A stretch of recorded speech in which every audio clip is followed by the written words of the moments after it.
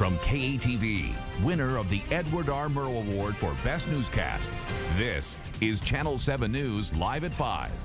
Arkansas ranks the worst in the country for folks struggling with extreme hunger. Thanks for watching tonight. I'm Beth Hunt. And I'm Scott Inman. An annual report released by the USDA finds that more than 8% of Arkansans report, quote, a very low food security, meaning they cut back on food or even skip meals.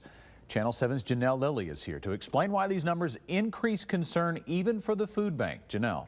Well, it's the worst numbers in the worst category, and it's not the only study last week to highlight the number of folks going hungry in our state. Meanwhile, some legislators on Capitol Hill do hope to help balance the budget by cutting the food stamp program. The door to this food pantry opens at 1, and each day there's a line of folks waiting patiently for a bag of groceries. Among them today is Pamela Brown and her 2-year-old daughter, Mariah. The food they receive from this church is as basic as the ABCs Mariah plays to pass the time until their number is called. Number 14. Pamela comes here once a month to supplement her family's needs. We always low on food. I mean, I have 3 kids, so they just act like they don't get enough food. So, I mean, that's why I come. She spends a lot of time waiting and a lot of time worrying about meals. It's very stressful. More than 40 people came today. Thank you, ma'am. As they progress through the month, the pantry users increase, and it's always because their food stamp dollars are running out. That program, known as SNAP, has come under fire on Capitol Hill. Some of the Arkansas delegation, including Representative Tom Cotton, hope to cut it out completely. That's a concern for the food bank, one they've expressed to legislators. If food stamps are cut, if SNAP is cut, there will be more families who will show up at our agency doors, and how are we going to deal with that? Pamela, who relies on SNAP, shares that worry. You're going to feed somebody once a day, you know, they're going to be hungry all night long. She admits she has missed meals because there wasn't enough, but proudly says her kids have never gone to bed hungry. Because I make sure my kids eat first before I do. I reached out to Representative Cotton to ask about his views on the USDA study and how it relates to his opposition of food stamps, but did not receive an answer. Back to you, Beth. All right, Janelle Lilly reporting tonight. Thank you. Your Metro First Forecast with meteorologist Barry Brandt. Hi, everybody. The string of beautiful fall days continues today. All of our Middleton sky cams around the metro area just looking at clear skies, low humidity. Now, it's still warm. Let's take a look at our Middleton Heat and Air sky cam out at the Big Rock Interchange. And you can see the traffic starting to pick up, the going home traffic there. 91 degrees now, dew point of 60. That's comfortable dry air. And a northeast wind at 7 miles an hour again today. It's 92 at Malvern and Hot Springs. It's 87 at Searcy, 89 at Cabot. And there you can see the clear skies over our area. Again today, we see a surface wind out of the east-northeast, and the dry air just hangs around as long as that is the case. Now, eventually, we'll get a little warmer area in here. In fact, tomorrow could be maybe 1, maybe 2 degrees warmer. Not much warmer, though. Hot Springs at 92, Conway and Cabot at 91. And at Pine Bluff tomorrow up to 92, along with Benton and Bryant. Searcy, you'll be at 90 degrees. One thing about dry air, it heats quickly, but at night it cools quickly. And another great night all the way down to 65. Outlying areas around Little Rock will be even cooler than that. Tomorrow, sunny, warm, in fact, a degree warmer than today, but the dry air continues to stick around. And again, an east-northeast wind at 5 to 10. Now, the temperatures will warm up in the extended forecast, and we'll take a look at that forecast, including a look at the tailgating and the game forecast for this weekend for the game in Little Rock. That's in a few minutes. All right, Barry, we'll see in a few. Thank you. Saline County Sheriff Bruce Pennington's personal behavior has been under the microscope. Well, tonight we have a look at how he's been handling his personal finances. 7 on your sides, Jason Peterson has more on that story tonight. Jason. Scott, Sheriff Pennington's personal use of his campaign finance account may not be criminal, but there's little doubt that it is questionable.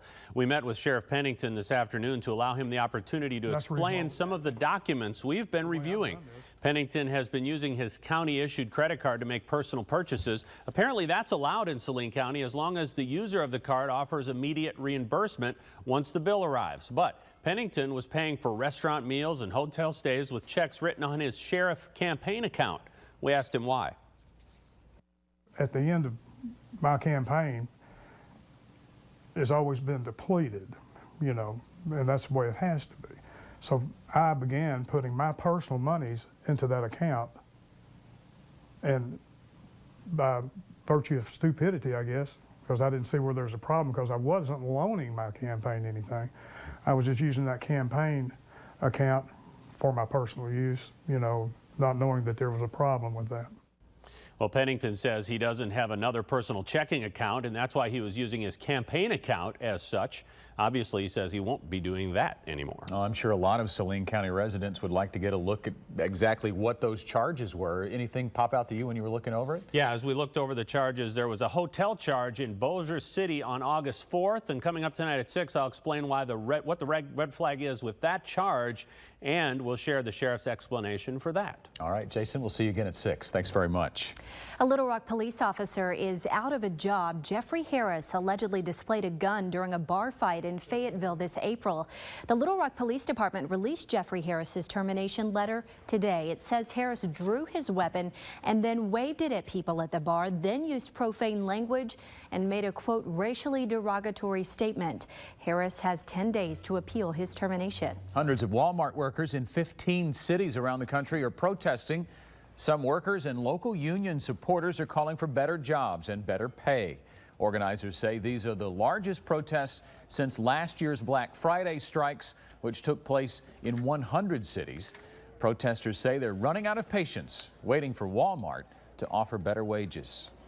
I want them also to improve our working conditions, to improve the poverty wages they put us through, and provide health care for all their workers. Every single day, I'm always having to stress about having money left over to support not just myself, but also my family, and being able to bring home money to have food on my table. Now, previously, Walmart has said this small number of employees that are protesting do not represent the majority of their 1.3 million employees. Travelers flying out of Little Rock could soon be able to keep their shoes on while going through security, but you'll have to pay for it. The U.S. Transportation Security Administration says it will expand faster screening lanes to 60 new airports by the end of the year. Through that program, qualified passengers will keep their shoes on. Light jackets can be kept on, and belts too, as they go through security. They can also keep laptops in cases and liquids and gels in their carry-on bags. Interested passengers must be accepted into the program and pay an $80 fee. $85 fee, I'm sorry. A new IRS rule could make restaurants reconsider adding automatic tips to the tabs of large parties. Starting in January, the IRS will begin classifying auto tips as service charges. Now that means they would be treated like regular wages, subject to payroll tax instead of tips, which restaurants leave for workers to report as income. The change could mean additional costs and more paperwork for employers. A building in downtown Little Rock that's been vacant for 15 years is now reopening. 2, 3, go. All right. There you go. The Mann Building on Main Street was originally built in 1912 and served as a department store before it was left empty, and it is now home to offices for more than 250 state employees, 19 loft apartments for residents, and even a restaurant, Bruno's Little Italy. It's a tremendous example of what can be done with a magnificent historic structure, recycled like new on the inside while preserving its beautiful architecture on the outside.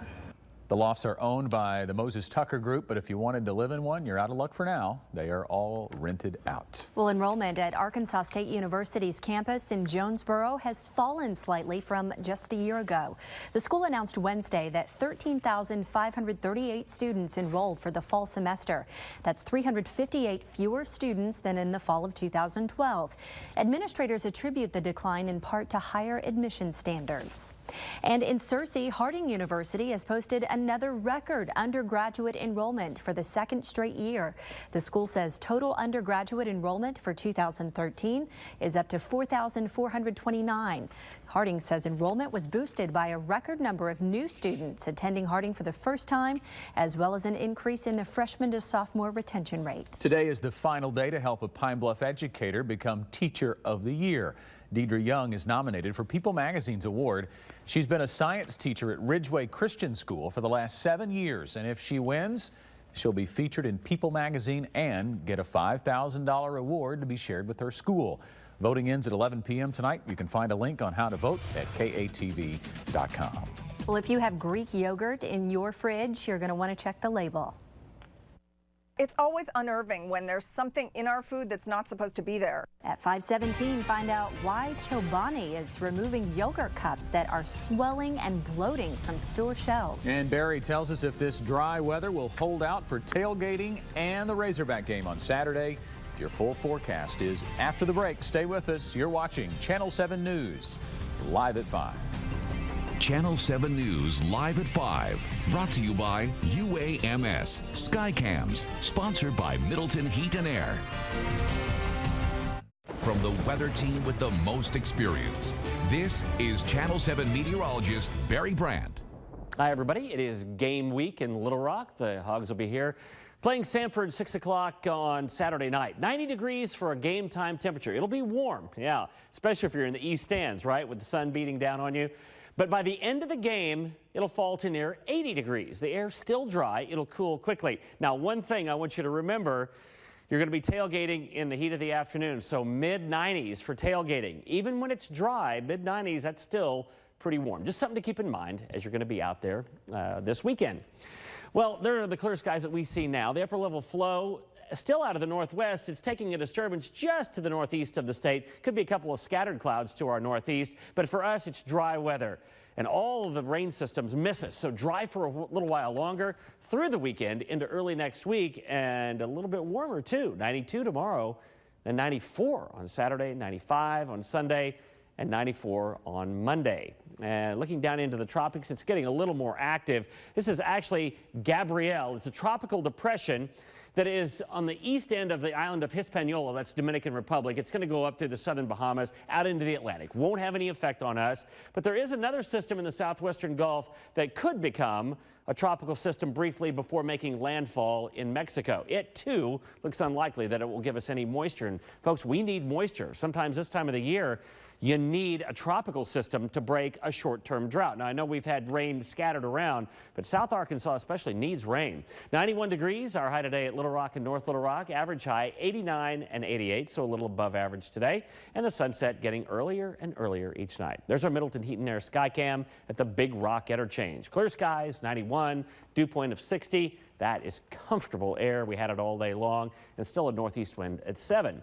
And as the sun sinks low in the sky, it cools quickly. Right now, it's still in the 80s in North Arkansas. Boy, you've had a great air mass in the northeastern part of the state. Southwest, well, not so much. It's still pretty warm there, even though the humidity levels are down. We're somewhere in between here in the Little Rock area. And there's the core of the coolest air up over the Great Lakes. But 99 at Dallas and Shreveport. For us, it's dry air for a while. Let's see if Futurecast has anything for the next 2 days. And it really doesn't. Frontal boundary down to the south kind of washes out. We'll eventually get an east-southeast wind coming in here. It'll increase our humidity levels by early next week, and the temperatures will increase, but I don't see any good rain chance. Even the middle of next week, it doesn't look too good for our rain chances. Again, we're going to start to need some rain by then. Clear and mild tonight, 65 by the time you wake up tomorrow morning, and boy, haven't the nights been nice. Tomorrow, another day about like today, mostly sunny, only slightly warmer at 92. And the 7-day forecast, I'm looking and looking and looking for rainfall, and it just doesn't seem to be any. Wednesday and Thursday, maybe more clouds. And as we get closer, we'll investigate that more. 94 for game day on Saturday here in Little Rock. Not quite as bad as last weekend in Fayetteville, but no, that was hot. Yes. And humid and there. 3 o'clock in the afternoon. Exactly. You'll notice a big difference. Yeah, we need some rain, though, for sure. We are. We're getting to that point. All right, Barry, thank you. Well, some consumer advocate groups are warning, don't be surprised if your face shows up in a Facebook ad. At 5:23, learn why they fear Facebook could be using your photos without your understanding and what Facebook has to say about it. But first, a popular Greek yogurt is announcing a recall. When we return, find out what's causing cups of Chobani yogurt to bloat and swell.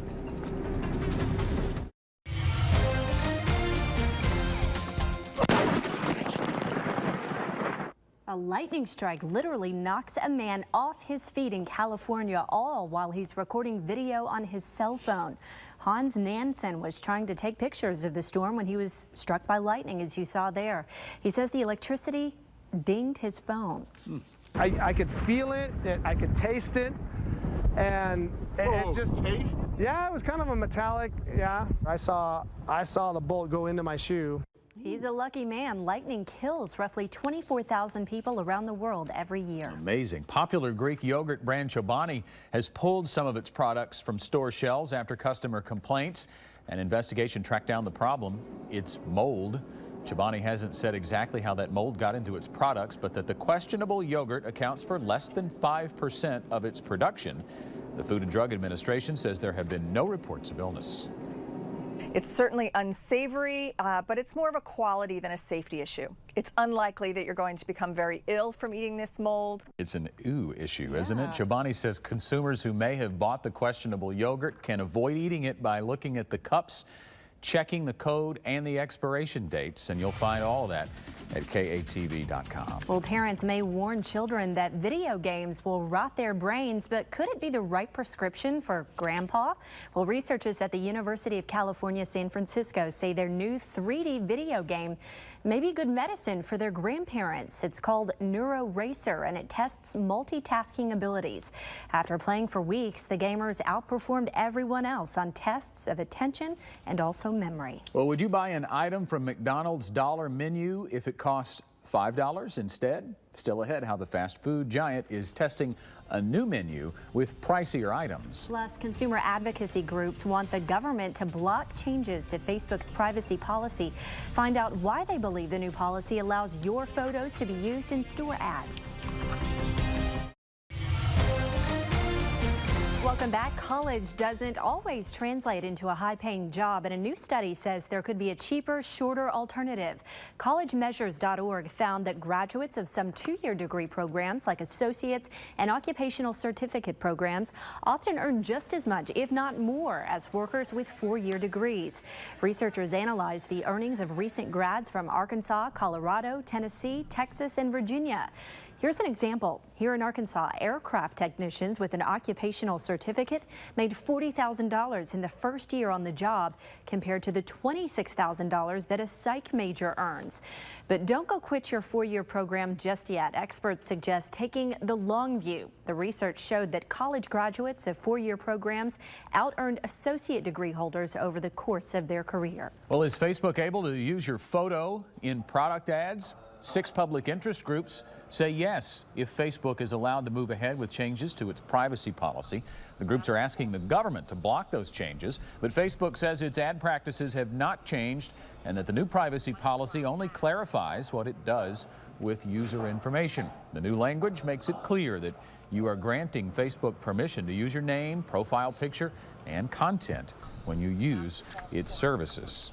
And the next time you look at the McDonald's dollar menu, it may include an item for $5. USA Today reporting that the fast food company is experimenting with a new menu in places like Fresno, Albuquerque, and Memphis.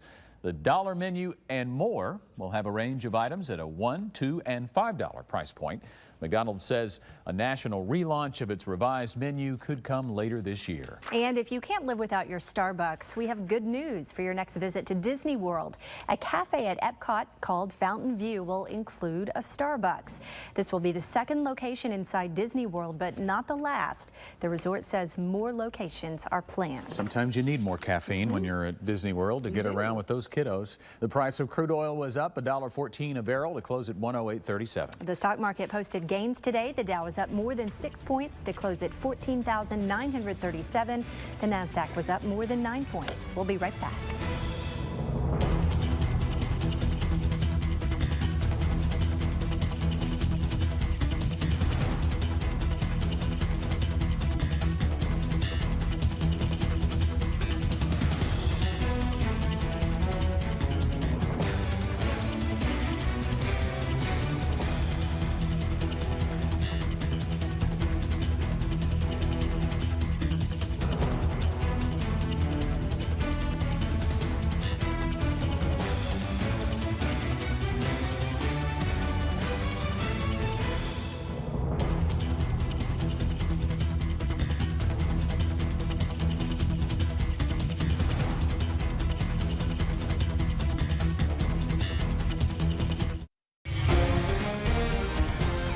Christina Munoz. Tonight on Channel 7 News at 6, North Little Rock police say a man attempted to rob a pharmacy with a machete, but instead he was met by the owner who had a gun.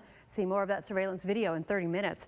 And the Centers for Disease Control says 800,000 people die each year from a preventable disease.